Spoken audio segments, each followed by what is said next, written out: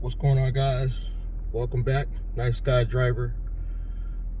I want to prove to you guys that I can be a little positive. I am the nice guy driver, of course. And there is some positive news. New rideshare companies are coming. I'm sure you guys have seen the rideshare professor. He's promoting fair rides, fair eats. And I like the business model. I'm not even getting credit for talking about them. It's just I took a look at it a little bit and I was like, a nice business model. And I like that it's not one business body controlling it. It's a co-op, and of course the rideshare professor's involved, so he's gonna help with the marketing aspect of it. And it's just a lot of people involved, and I think it's a good look, yo. I think it's a good look for the future. And there's a lot of smaller, similar companies coming out. And I'm not trying to take credit in any way, shape, or form, but I was thinking of a similar business model without the co-op, because I knew it had to be a flat rate monthly plan of some kind.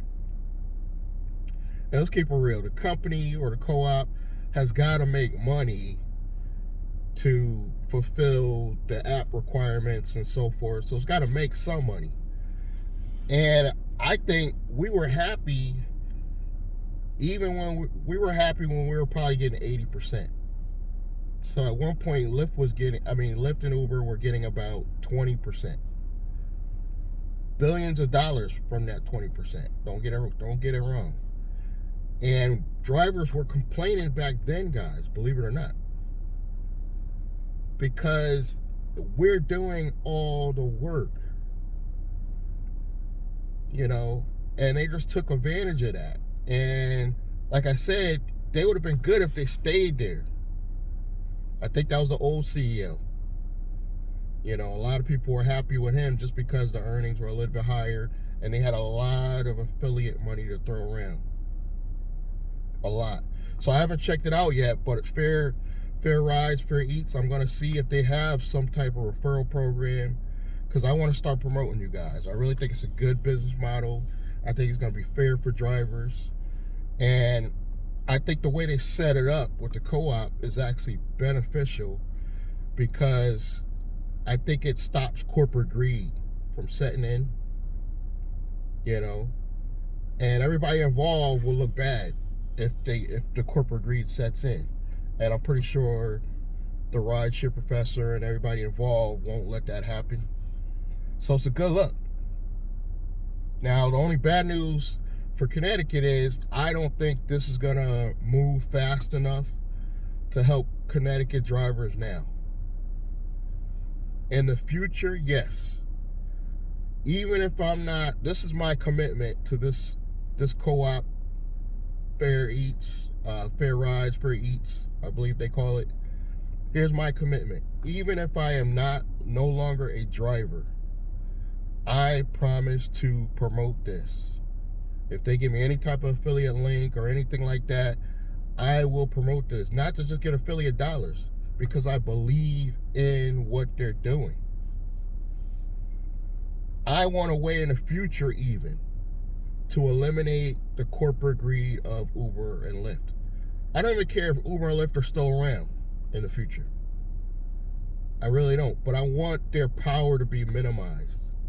I want these other companies to move up as well and provide a nice competition for Uber and Lyft, so they can't be controlling, and then watch Uber and Lyft power slowly diminish, and they might even have to start paying the drivers more money. You never know. It might push them to slightly up what they're paying drivers. I don't think it's going to be a big difference, but it might be like it's 50% now.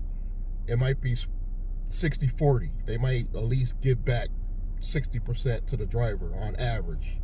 Right now, on average, it's like 50%. Everybody just looked into it. Everybody's done their research. Now, are there times they take even more? Yes. Are there small times they take less, even less? Yes, of course. But the average majority of the rides, everybody's research, they're taking about 50%. Actually, one study I looked at says 55%. So I just want more competition for these guys. Like I said, even if I'm not in rideshare in the future, I would like to see Connecticut drivers happy. And then who knows, we might actually be able to use a company like this and our benefit and start doing a fleet situation with them. I got my hand up, Rideshare Professor, set up the first fleet in Connecticut. I'm gonna keep an eye on this. I think New York has a better chance of this helping them sooner, because I think they were talking about going to New York. I think they're trying to focus on Cali, New York, the big places, possibly Florida.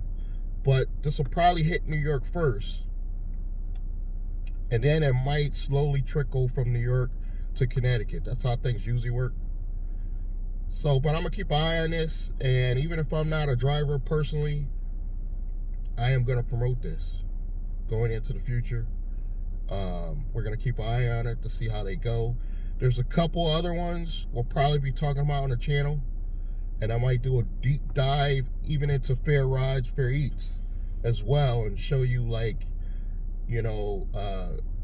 what the whole setup looks like as far as the website and stuff like that. I might do that, as well as compare it to these other companies that are coming out. They're not in my area, but we should still talk about them because it's good to hear. Now, as far as all the companies in New York, they're all corrupt. Juno, all the smaller ones as well.